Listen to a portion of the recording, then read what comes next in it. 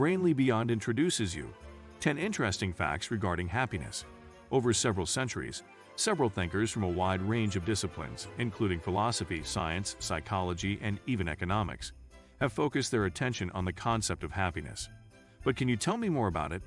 Is it a condition of mind, a mental or emotional state, a decision? Even while everyone has a slightly different understanding of what it means to be happy, it is nonetheless an essential factor in our life. This much can be said for sure.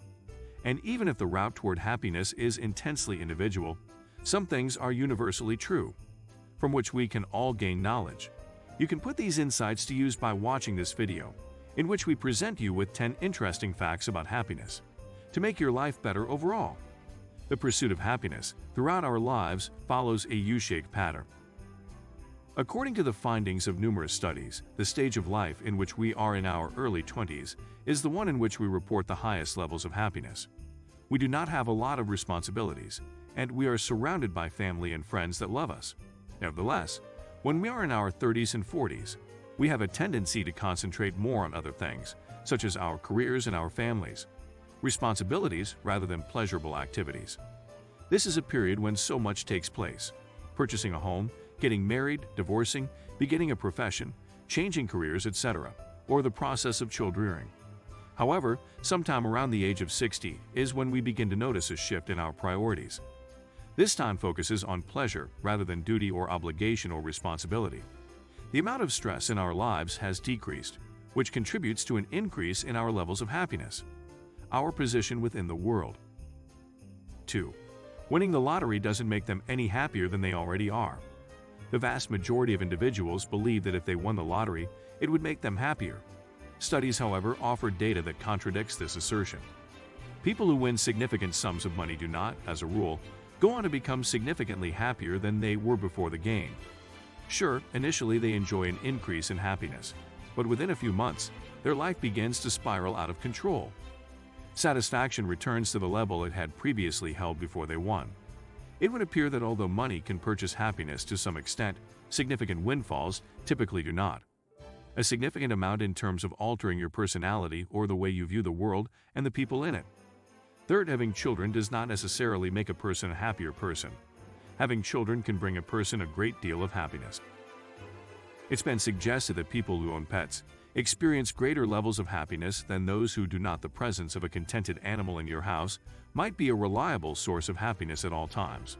Or, at the very least, it is possible for the vast majority of people who do not have an allergy to animals with fluffy fur. The unconditional affection and friendship that our animal companions provide can make a positive contribution to our happiness, as well as our sense of well-being, together with our sense of safety and security. People who own pets are also more likely to engage in regular physical activity, which contributes to their overall better health, and less likely to be affected by clinical depression. We experience less joy on our birthdays, which is reason number 5. If you don't feel very excited about your birthday, it could be due to certain psychological issues, peculiarities, and you are most certainly not the only ones with them. People have a tendency to consider their birthdays as defining events that allow them to evaluate and contrast who they are with others, with what they imagine their lives would be like at this age in comparison to how it actually is for them. Sadly, many people, particularly those in their 30s, find that this contrast is disappointing.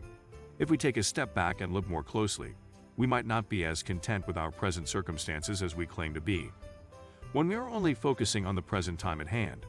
Sixth, the fragrances of flowers have the potential to make you happy. It's possible that, despite the fact that they're pleasing to the eye, you don't give flowers much thought. True happiness. Yet, research has shown otherwise. There is evidence that the natural compounds that give flowers their scent also have favorable effects on human health, impacts both the mind and the body. Aromas of flowers stimulate the limbic system, which is a region of the brain that is responsible for regulating emotion. Researchers have discovered that certain floral aromas have an effect on the amygdala, which is located in the brain, accountable for maintaining mental composure under pressure. They are able to accomplish this goal by reducing negative feelings such as fear, while simultaneously raising pleasant emotions such as excitement. The number 7. Sometimes looking forward to something might make you happier than actually having it. When we are most excited about something to come, the times in our lives are frequently among the happiest. It seems that looking forward to something is a significant component of happiness. Waiting for something to happen might be beneficial, contrary to what one might expect based on common sense. Actually, be more pleasant than engaging in the activity itself. And this is something that is especially true with regard to one's material belongings. When we are on the verge of obtaining something, we experience a level of excitement that far exceeds that which we feel when we actually get it. Getting oneself very enthused about something almost always brings about unintended consequences. Consider all of the occasions that a movie that you were looking forward to seeing did not live up to your expectations. They are also more likely to assist others in times of need when they are able to do so.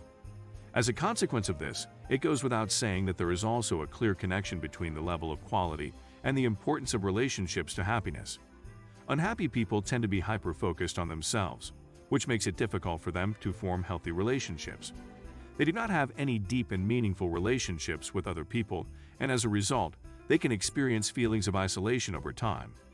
Despite the fact that unhappy people tend to have smaller social circles, those who are happy tend to have more meaningful relationships, to continue to improve in both strength and happiness as time goes on.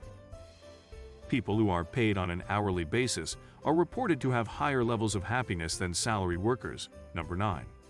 The fact that workers who are compensated on an hourly basis report higher levels of satisfaction than those who are paid a salary may come as a surprise to a great number of people.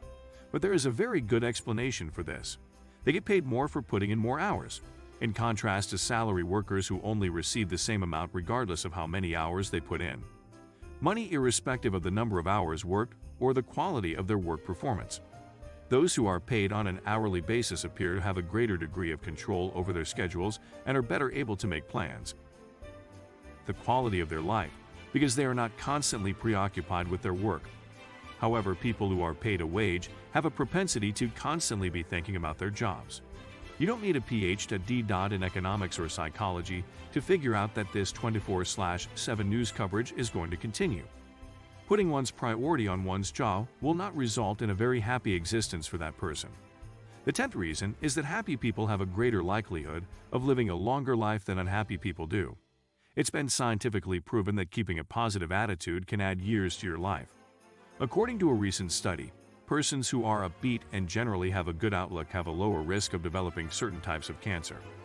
A better chance of living for a longer period of time is a direct result of their reduced levels of stress. The physiology of a miserable person, on the other hand, responds differently to stressful events or unpleasant experiences. When exposed to stress, the body secretes specific hormones, and if this happens frequently enough and for a long enough period of time, the body will eventually lengthy lengths of time. It can take its toll on the body, which can result in a variety of medical illnesses, including coronary heart disease, stroke, and excessive blood pressure.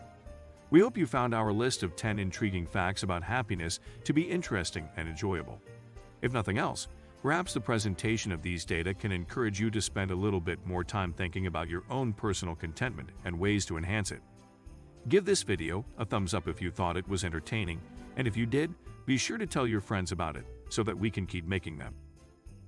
To view similar content in the future, hit the subscribe button and don't forget to check the notification box.